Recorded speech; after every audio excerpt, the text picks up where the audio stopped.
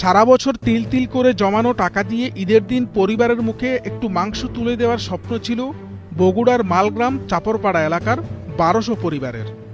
মাংস বিতরণের নির্ধারিত দিনে প্যান্ডেল প্রস্তুত থাকলেও নেই কোনো মাংস। সমিতির পরিচালক জামায়াত নেতা ৭৭ লাখ টাকা নিয়ে উধাও। জানা গেছে, স্থানীয় জামায়াতের শ্রমিক কল্যাণ ফেডারেশনের আঞ্চলিক সেক্রেটারি আব্দুল হাকিম এবং তার সহযোগী আকরাম ও শাহিনের গড়া 4 স্টার বিজনেস সমবায় সমিতির খপ্পরে পড়ে এখন দিশেহারা ১২০০ পরিবার। প্রতি সপ্তাহে ১০০ টাকা করে জমিয়ে প্রতিটি পরিবার প্রায় ৫,০০০ টাকা সঞ্চয় করেছিলেন শুধু ঈদের মাংসের আশায়। এলাকার বাসিন্দা বাবলি আক্তার নিজের টাকার পাশাপাশি আরও ৪৪ জনের টাকা জমা রেখেছিলেন এই সমিতিতে। আজ তার মাথায় যেন আকাশ ভেঙে পড়েছে। আমি ওখান থেকে ৪০টা বই নিয়ে এসে আমি সমিতি করছি, ওখান থেকে কালেকশন করে নিয়ে এসে এদেরকে আমি দিছি, আকরামকে দিছি। এখন এর মাংস দেওয়ার কথা আমি আজকে তাদেরকে পৌঁছে দিব। এখন আমাকে টাকা টুকে সব ১.৫ লক্ষ টাকা আমার পরিশোধ করে নিয়ে এরা রাতের অন্ধকারে পালিয়ে চলে গেছে। এরা সম্ভাবনা জামাত এরকম কিছু করে, দল ছাড়া তো কোনো লোক নাই। এখন সম্ভাবনা জামাত করে।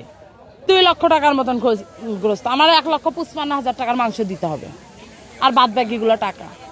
এখন যাদের বই নিছি এরা তো বলছে আমি তোমাকে দেখিছি, আমরা তো ওদেরকে দেখিনি। এখন ভাই আমি তো নিঃস্ব, এখন আমি তাদের কাছে কি বুঝ দিব, আমি তাদের কাছে কি টাকা কৈফত দিব?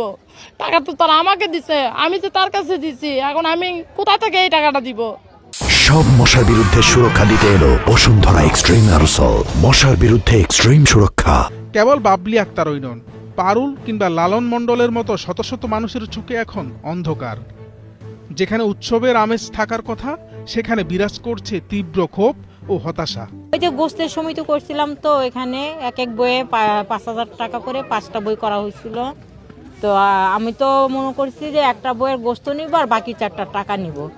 আজকে সেই গোস্ত দেওয়ার কথা, কিন্তু টাকা আরও আগে দেওয়ার কথা ছিল, আমাদের ২৬ রোজার কথা বলছিল। দিয়ে এখন এসে 2 কেজি সে নাই, পালায় গেছে।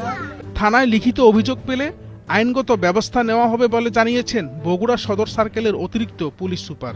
এটি আসলে এই ঈদ উল ফিতর উপলক্ষে তারা একযোগে হয়তো কিছু মাংস নিতেন এবং কিছু মাংস বিক্রি করে তারা ঈদের কেনাকাটা করতেন। এই উদ্দেশ্যেই তারা আসলে গত 1 বছর ধরে টাকাটি জমিয়েছেন।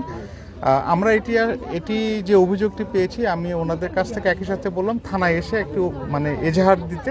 এজাহার পাওয়ার পরে আমরা আসলে মামলা রুজু করব এবং এই ঘটনার সাথে যারা জড়িত, এই প্রতারণার